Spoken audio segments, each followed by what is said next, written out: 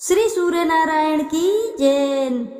नमस्कार प्रिय भक्तगणों, स्वागत है आप सभी का आपके अपने चैनल ज्ञान अर्थ में। आज आप रसपान करेंगे रविवार की पावन एवं पौराणिक व्रत कथा, जिसके श्रवण मात्र से साधक का भाग्य सूर्य के समान चमकने लगता है। कहते हैं सूर्य देव की आराधना करने से कुंडली के सभी दोष दूर हो जाते हैं। कुंडली में सूर्य मजबूत अवस्था में होता है तो समाज में खूब सम्मान और मान सम्मान मिलता है और सुख समृद्धि की वृद्धि होती है। इसलिए सूर्य देव की पूजा में इस व्रत कथा का रसपान अवश्य ही महत्वपूर्ण बताया गया है। जैसे सोमवार का दिन भगवान भोलेनाथ को समर्पित किया जाता है, शनिवार का दिन शनि देव का दिन माना जाता है, ठीक उसी तरह रविवार का सूर्य देव को समर्पित किया गया है। जो भी साधक अपने जीवन में मान सम्मान और यश कीर्ति की इच्छा रखते हैं, वह यदि आपने व्रत रखा है तो भी, नहीं रखा है तो भी, आज रविवार के दिन इस कथा को ध्यान लगाकर अवश्य ही रसपान करें। आपको हर कामयाबी और हर ऊंचाइयों की मंजिल हासिल होगी। आइए ध्यान लगाकर रसपान करते हैं रविवार की सूर्य देव की पावन एवं पौराणिक व्रत कथा। द्वापर युग की बात है। भगवान श्री कृष्ण एक बार अपनी बुआ कुंती के आश्रम काम्यवन में पहुँचे। उस समय पांडव लोग वनवास कर रहे थे।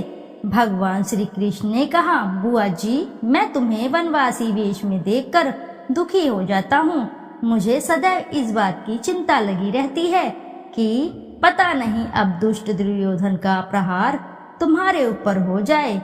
अतएव इस विपत्ति से छुटकारा पाने के लिए तुम भगवान सूर्य नारायण की आराधना करो। भगवान सूर्य ही सब जीवों के नियंता और प्राण हैं। उनके तेज से ही जीवों का उद्धार होता है। भगवान श्री कृष्ण ने बतलाया कि एक बार शंकर जी से पार्वती जी ने कुछ पूछा था, उसे मैं तुमसे बतला रहा हूँ। शिव जी ने पार्वती जी से कहा, यदि तुम इस बात की जानकारी प्राप्त करना चाहती हो तो मथुरापुरी में जाओ। यहाँ सूर्यपुत्री यमुना जी की धारा प्रवाहित होती है। यमुना के तट पर ऋषि महर्षि मुनि आदि निरंतर तपस्यारत रहते हैं। भगवान रुद्र की आज्ञा से पार्वती जी कालिंदी यमुना के तट को चल पड़ी। कुछ ही दूर जाने पर उन्हें रास्ते में रोती बिलखती एक स्त्री दिखी। उसने बतलाया कि उसका नाम कुसुमवती है और उसका निवास कुसुमावर वन के बीच में है। संतानहीन होने के कारण उसके पति वसंत ने उसे त्याग दिया है और इस प्रकार वह निराश्रिता हो गई है। पार्वती जी उस स्त्री को साथ ले आगे चली कि उन्हें रोती हुई एक दूसरी स्त्री मिली। उसने बतलाया कि मेरा नाम गंगा है। मेरे पति महाराज शांतनु ने पुत्रों के जीवित न रहने के कारण मुझे अपमानित किया, जिससे मैं दुखी होकर घर चली आई हूँ। इसी प्रकार थोड़ी दूर जाने पर मधुवन में माधवी नाम की एक स्त्री और मिली, जो पति के वैभव का नाश होने के कारण घर से निकाल दी गई। इसके अनंतर आगे जाने पर कुमुदवन में कुमुदा नाम की स्त्री से भेंट हुई, जिसके पति को राजा ने बंदी बना लिया था और वह व्याकुल होकर विलाप कर रही थी। उन सभी स्त्रियों को साथ लेकर पार्वती जी यमुना तट पर जा पहुंची। उस तट पर पूजनोत्सव देखकर पार्वती जी ने ऋषि पत्नियों से पूछा कि यह किस देव की आराधना हो रही है, इस पूजन का विधान फल क्या है। उनकी बात सुनकर एक ऋषि पत्नी ने कहा, यह जगत पिता सूर्य नारायण का व्रत है और सभी मनोरथ को पूर्ण करने वाला है। इस व्रत को करके प्रत्येक नर नारियों ने अभीष्ट सिद्धि प्राप्त की है। तुम्हें भी यदि कोई वांछा हो तो इस व्रत को करके प्राप्त करो। ऋषि पत्नियों से ऐसी बात सुनकर पार्वती जी अत्यंत प्रसन्न हुई और उस व्रत के विधान तथा फल को जानकर शिव जी के पास लौट आई। पार्वती जी ने इस व्रत को करके विघ्ननाशक गणेश जी जैसा पुत्र को प्राप्त किया। इति शुभम।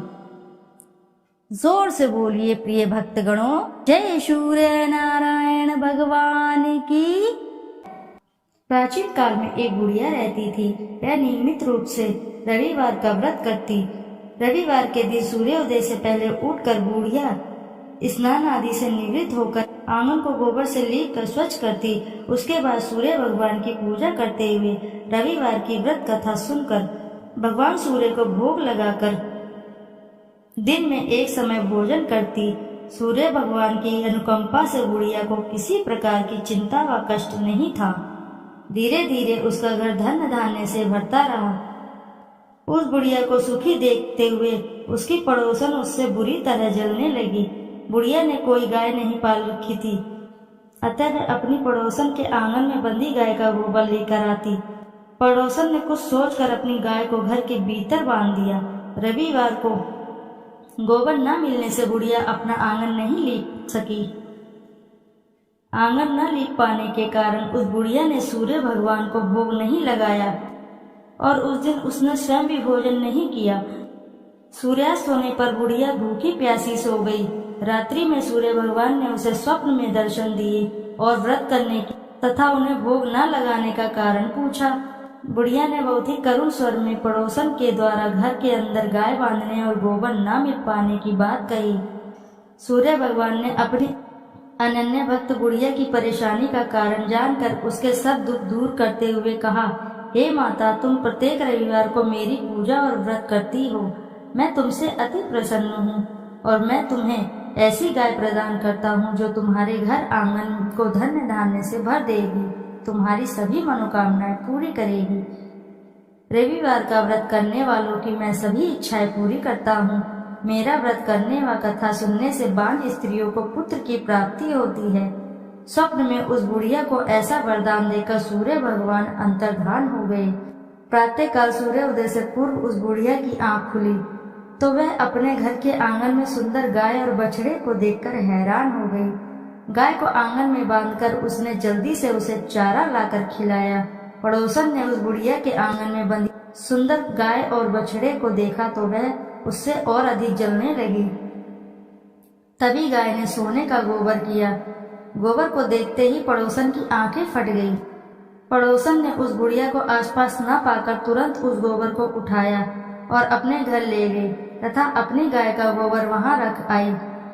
सोने के गोबर से पड़ोसन ने कुछ ही दिनों में धनवान हो गई। गाय प्रतिदिन सूर्योदय से पूर्व सोने का गोबर किया करती थी और बुढ़िया के उठने के पहले पड़ोसन उस गोबर को उठाकर ले जाती थी। बहुत दिनों तक बुढ़िया को सोने का गोबर के बारे में कुछ पता ही नहीं चला। बुढ़िया पहले की तरह हर रविवार को भगवान सूर्य देव का व्रत करती रही और कथा सुनती रही, लेकिन सूर्य भगवान को जब पड़ोसन की चालाकी का पता चला तो उन्होंने तेज आंधी चलाई। आंधी का प्रकोप देखकर बुढ़िया ने गाय को घर के भीतर बांध दिया। सुबह उठकर बुढ़िया ने सोने का गोबर देखा, उसे बहुत आश्चर्य हुआ।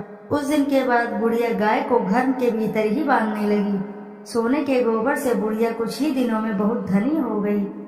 उस बुढ़िया के धनी होने से पड़ोसन बुरी तरह जल भूनकर राख हो गई और उसने अपने पति को समझा बुझाकर उस नगर के राजा के पास भेज दिया। राजा को जब बुढ़िया के पास सोने के गोबर देने वाली गाय के बारे में पता चला तो उसने अपने सैनिक भेजकर बुढ़िया की गाय लाने का आदेश दिया। सैनिक उस बुढ़िया के घर पहुंचे। उस समय बुढ़िया सूर्य भगवान को भोग लगाकर स्वयं भोजन ग्रहण करने वाली थी। राजा के सैनिकों ने गाय और बछड़े को खोला और अपने साथ महल की ओर ले चले गए। बुढ़िया ने सैनिकों से गाय और बछड़े को न ले जाने की प्रार्थना की। बहुत रोई, बहुत चिल्लाई, लेकिन राजा के सैनिक नहीं माने। गाय व बछड़े के चले जाने से बुढ़िया को बहुत दुख हुआ। उस दिन उसने कुछ भी नहीं खाया और सारी रात सूर्य भगवान से गाय व बछड़े का लौटाने के लिए प्रार्थना करती रही। सुंदर गाय को देखकर राजा बहुत खुश हुआ। सुबह जब उस राजा ने सोने का गोबर देखा तो उसे आश्चर्य का ठिकाना न रहा। उधर सूर्य भगवान को उस भूखी प्यासी बुढ़िया को इस तरह प्रार्थना करते देख उस पर बहुत करुणा आई। उसी रात सूर्य भगवान ने राजा को स्वप्न में कहा, राजन, बुढ़िया की गाय व बछड़ा तुरंत लौटा दो, नहीं तो तुम पर विपत्तियों का पहाड़ टूट पड़ेगा। तुम्हारा महल नष्ट हो जाएगा। सूर्य भगवान के स्वप्न से बुरी तरह भयभीत राजा ने उठते ही गाय और बछड़े को तुरंत लौटा दिया। राजा ने बहुत सा धन देकर बुढ़िया से अपनी गलती की क्षमा मांगी। राजा ने पड़ोसन और उसके पति को उनकी इस दुष्टता के लिए दंड भी दिया। फिर राजा ने पूरे राज्य में घोषणा कराई कि सभी स्त्री पुरुष रविवार का व्रत किया करें। रविवार का व्रत करने से सभी लोगों के घर धन्य धान्य से भर गए। चारों ओर खुशहाली छा गई। सभी लोगों के शारीरिक कष्ट दूर हो गए।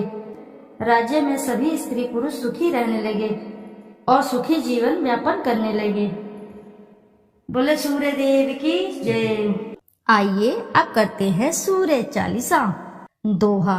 संत शरण पदम कंजयुत महीधारी, शीश नवाय सूरज चालीसा लिखो, मोह कम हो सहाय।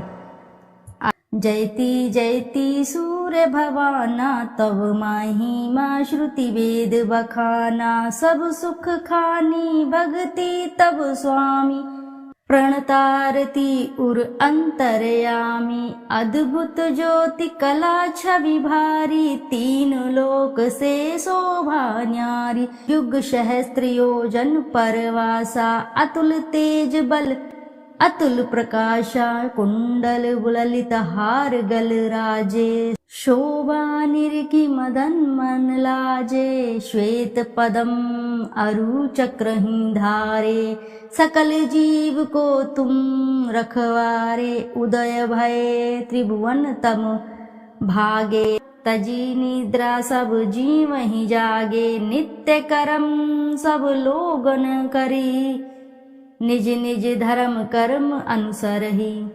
कहीं वेद तव द्वादश नामा, अखिल लोक सब पूरन कामा। रवि आदित्य दिनेश दिवाकर, हरत सकल श्रम जीव चराचर। उद्यम सर्वस नाम है राजे, जेहि के तन अतुलित दुति छाजे। वेगवान वाहन तव नाथा, ब्रह्मन करे नित प्रभु के साथा। अदर अमर जीते नहीं कोई, सिंधु मथे उत्पत्ति भई सोही। तब सुत कर्म महाबलवाना, समर जितेऊ अगणित भट नाना। ते ही सम नहीं जग में को दानी, जासो कीर्ति सब जगत बखानी। कश्यप पुत्र गरुण के भाई, अरुण नाम साथी कहाई। समय पाई जब राहु ग्रासे, त्रिभुवन में तब तम अति भासे। ग्रहण पर्व पंडित सब कहीं, मोक्ष हेतु सादर नर करहीं। स्नान दान अरु व्रत अचारा, करहीं यत्न जेहि हो उदारा। एहि कर महिमा वेद पुराना, विविध भांति सब ग्रंथ बखाना। उदय अस्त लो तुम्हरो राजा, करत सदा भक्तन को काजा। जो नर ध्यान तुम्हारो लावे, मन वांछित फल निश्चय पावे। धनी धनी महिमा तुमरो नाथा, नमत जीव सब धरी महिमा था। पढ़े सुने जो सूर्य चालीसा, वाको होत सकल अग खीसा। खग मृग जीव जंतु नर नागा, मेघ झरत कुसुमित वन बागा। वृक्ष लतादिक तब अधीना, जीमी जल पाई सुखी हो मीना। कुष्ठ ग्रस्त रह जो नर कोई, ध्यान धरे ताकर दुख खोई। लवण रहित व्रत रवि को करही, वाको दुख पावक माज रही।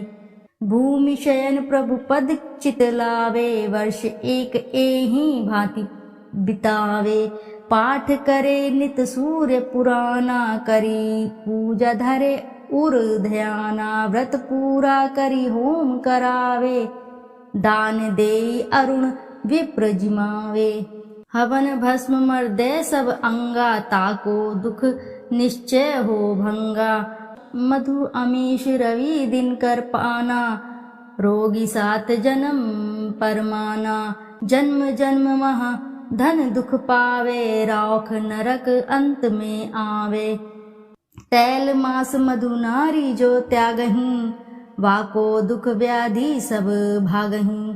पाठ करे गृह पीड़ा नाशे, मोक्ष ज्ञान बहुविधि उद्भासे।